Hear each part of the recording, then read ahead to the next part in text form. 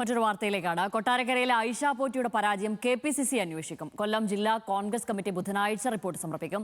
General secretary Brijesh എബ്രഹാമിന്റെ വിശദീകരണം തൃപ്തികരമില്ലെന്ന് DCC. എത്ര ഉന്നത നേതാവായാലും വീഴ്ച കണ്ടെത്തിയാൽ കടുത്ത നടപടിയുണ്ടാകും.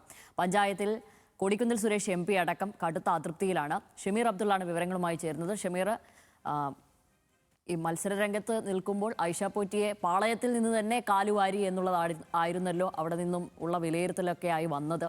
നിലവിൽ അതിൽ അന്വേഷണം നടത്താൻ KPCC തീരുമാനിക്കുമ്പോൾ ആരാണ് കുടുങ്ങുക?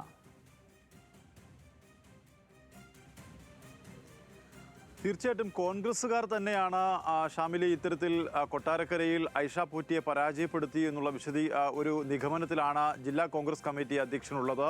ഇതുമായി ബന്ധപ്പെട്ട് 2 മണ്ഡല കമ്മിറ്റികളെ പിരിച്ചുവിടുകയും ചെയ്തു. നെടുവത്തൂർ, എഴുകോൺ മണ്ഡല കമ്മിറ്റികളെയാണ് പിരിച്ചുവിട്ടത്. ഒപ്പം തന്നെ ഉമ്മന്നൂർ പഞ്ചായത്ത് പ്രസിഡന്റും DCCയുടെ ജനറൽ സെക്രട്ടറിയുമായ ബ്രിജേഷ് എബ്രഹാമിനോട് വിശദീകരണം തേടുകയും ചെയ്തു.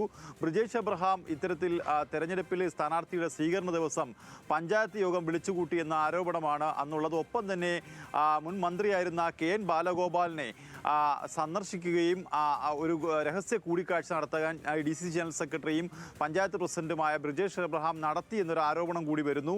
ഇതിന്റെ അടിസ്ഥാനത്തിലാണ് ബ്രിജേഷ് എബ്രഹാമിനൊരു വിശദീകരണം ചോദിക്കുകയും ചെയ്തത്.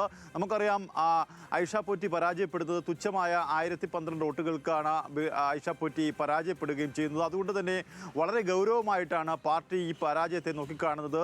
CWC അംഗവും MP-യുമായ കൊടിക്കുന്നിൽ സുരേഷും ഇതിനെതിരെ ശക്തമായ നടപടി വേണമെന്ന് DCCയോട് ആവശ്യപ്പെടുകയും ചെയ്തു. എന്തായാലും ബ്രിജേഷ് എബ്രഹാം ഇതുമായി ബന്ധപ്പെട്ട കഴിഞ്ഞ ദിവസം DCCക്ക് വിശദീകരണം നൽകി. അത്തരത്തിലൊരു കമ്മിറ്റി അവിടെ വിളിച്ചുകൂട്ടിയത് അടിയന്തര ആവശ്യമായതുകൊണ്ടാണ്. അതുകൊണ്ട് പരാജയത്തിൻ്റെ ഉത്തരവാദിത്തം മുഴുവൻ തൻ്റെ തലയിൽ കെട്ടിവെക്കരുത് തുടങ്ങിയ കാരണങ്ങളൊക്കെ പറഞ്ഞുകൊണ്ടാണ് DCCക്ക് ആ വിശദീകരണം നൽകിയത്. പക്ഷേ ആ വിശദീകരണം തൃപ്തികരമല്ല എന്നാണ് DCCയുടെ വിലയിരുത്തൽ. എന്തായാലും ഈ പരാജയവുമായി ബന്ധപ്പെട്ട് ബൂത്ത് തലം മുതലുള്ള വോട്ടിൻ്റെ പാറ്റേൺ അനുസരിച്ചുള്ള കണക്കുകൾ DCC ശേഖരിച്ചിട്ടുണ്ട്. ഇതുമായി ബന്ധപ്പെട്ടുള്ള വിശദമായ റിപ്പോർട്ട് ബുധനാഴ്ച KPCCക്ക് സമർപ്പിക്കും. ഇതിനുശേഷം KPCC ഇതിലൊരു അന്വേഷണം നടത്തും എന്നാണ് ജില്ലാ കോൺഗ്രസ് അധ്യക്ഷൻ കൂടിയായ രാജേന്ദ്ര പ്രസാദ് അറിയിച്ചിരിക്കുന്നത്. എന്തായാലും KPCCയുടെ അന്വേഷണം വരുന്നതോടുകൂടി തന്നെ കൂടുതൽ നേതാക്കൾക്കെതിരെ ഇതിൽ നടപടിയുണ്ടാകും. വലിയ വിസ്മയമായിട്ടാണ് ഐഷ പോറ്റിയെ VD സതീശനടക്കം അവതരിപ്പിച്ച് പാർട്ടിയിലേക്ക് കൊണ്ടുവന്നത്.